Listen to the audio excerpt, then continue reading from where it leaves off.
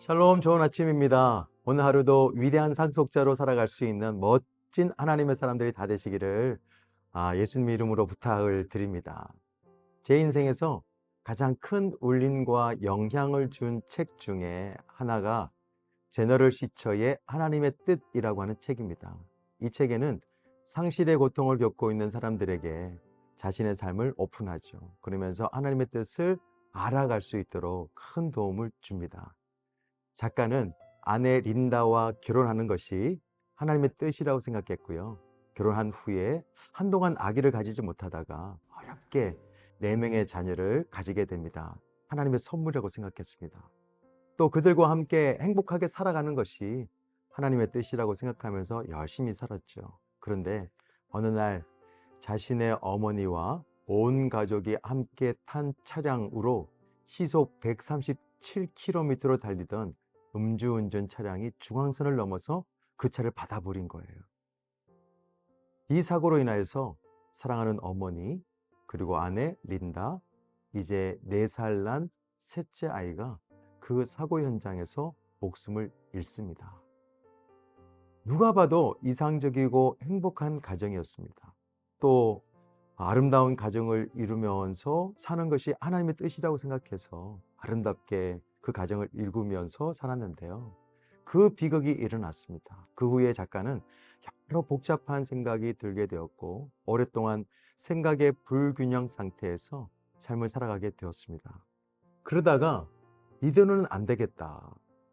하나님의 뜻이 무엇일까 생각하면서 자신의 통념을 제고하면서 하나님의 뜻에 대해서 고민하면서 쓴 책이 바로 하나님의 뜻이라는 책이에요. 아직 안 읽은 분이 계시다고 한다면 기회가 되면 꼭 읽어봤으면 좋겠습니다. 상실의 고통을 겪으면서 작가가 강조하는 것 중에 하나는 이거예요. 사람은 미래를 예측할 능력이 없다는 거예요. 그렇습니다. 우리가 나름의 미래를 준비할 수는 있지만 미래를 통제할 수는 없습니다. 이게 인간의 한계예요. 그렇지만 한편으로는 이런 인간의 한계가 있기 때문에 시공간을 초월하시는 영원한 하나님을 찾을 수 있는 기회, 만날 수 있는 기회가 된다는 것이죠. 한때 모든 것을 가져봤던 솔로몬도 이 부분에 대해서 이렇게 이야기를 합니다. 9절인데요. 사람이 마음으로 자기의 길을 계획할지라도 그의 걸음을 인도하시는 이는 여호와시니라. 우리가 미래를 잘 준비하는 방법 중에 하나는 하나님의 주권을 인정하는 것이다 라는 것입니다. 우리가 아무것도 하지 말라는 게 아니에요. 하나님께서 나의 삶을 인도하시기 때문에 그것을 믿고 하나님께서 나를 부르신 곳에서 내가 할 수 있는 최선의 삶을 살아가는 거예요. 그리고 그 결과는 하나님께 맡기는 것이 바로 그리스도인의 삶입니다.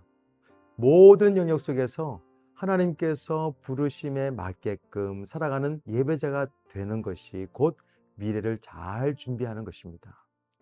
하나님 나라의 위대한 상속자들은 결국에는 잘 될 수밖에 없잖아요. 그렇지만 이 땅을 사랑하면서 이해할 수 없는 고난도 당하고 상실을 경험할 수가 있습니다. 실제로 많은 성도님들이 여러 가지 고난과 아픔을 겪는 것을 옆에서 보면 차마 그 어떤 위로의 말도 못할 때가 있습니다. 하지만 이 말씀을 통해서 어떤 상황 가운데서도 하나님께서 예비하신 삶이 있다는 것을 잊지 말았으면 좋겠습니다. 하나님의 주권을 인정할 수 있는 위대한 상속자가 우리가 되었으면 좋겠습니다. 그리고 내 힘으로 어떻게 할 수 없을 때 그때 우리가 어떤 마음과 어떤 생각, 어떤 믿음을 가지냐에 따라서 나의 미래가 달라질 수 있다는 사실을 기억하시기를 바랍니다. 솔로몬은 새로운 미래를 열기를 소망하는 우리들에게 이렇게 고면합니다. 3절인데요. 너의 행사를 여호와께 맡기라. 그리하면 내가 경영하는 것이 이루어지리다.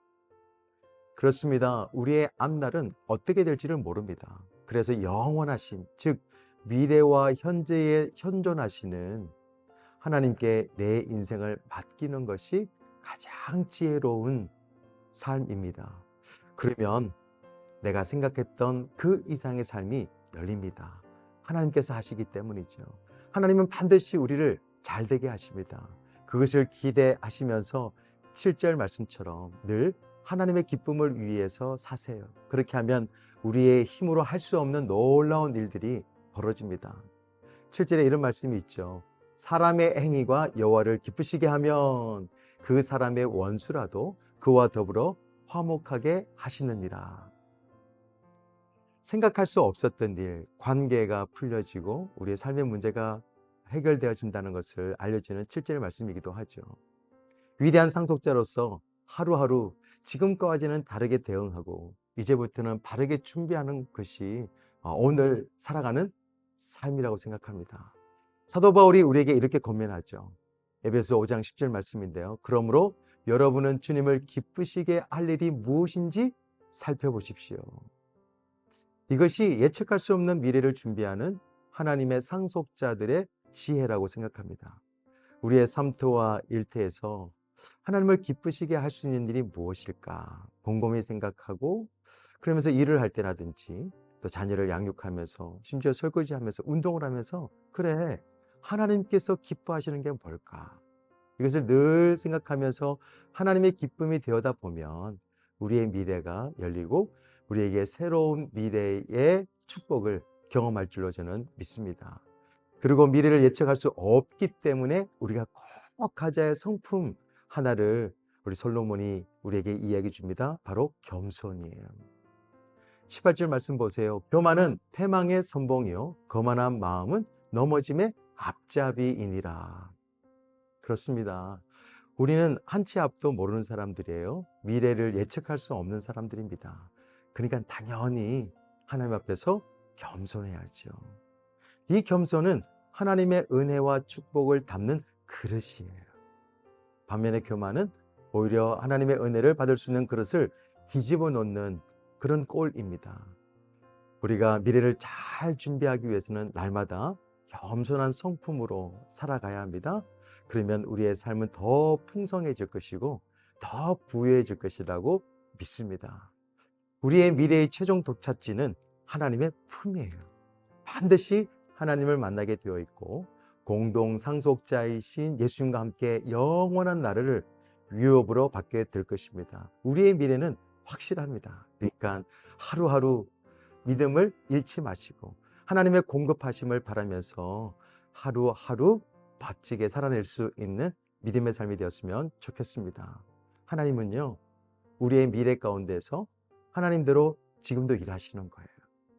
우리도 하나님을 믿는 믿음으로 우리가 해야 할 일을 하루하루 순간순간 최선을 다해서 나아갈 수 있는 위대한 하나님 나라의 상속자가 되시기를 예수 그리스도의 이름으로 부탁드립니다. 기도하겠습니다.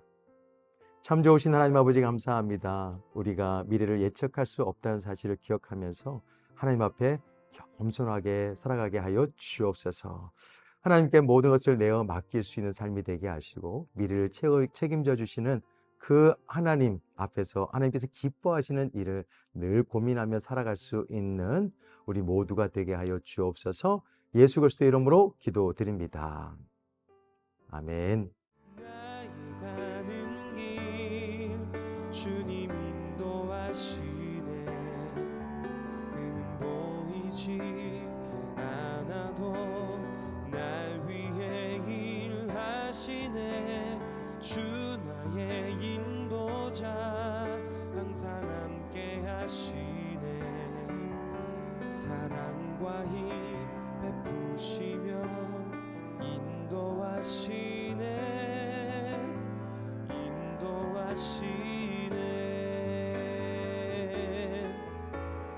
나의 가는 길 주님 인도하시네. 그는 보이지 않아도 날 위해 일하시네. 주 나의 인도자 항상 함께 하시네. 사랑과 힘 베푸시며 인도하시네.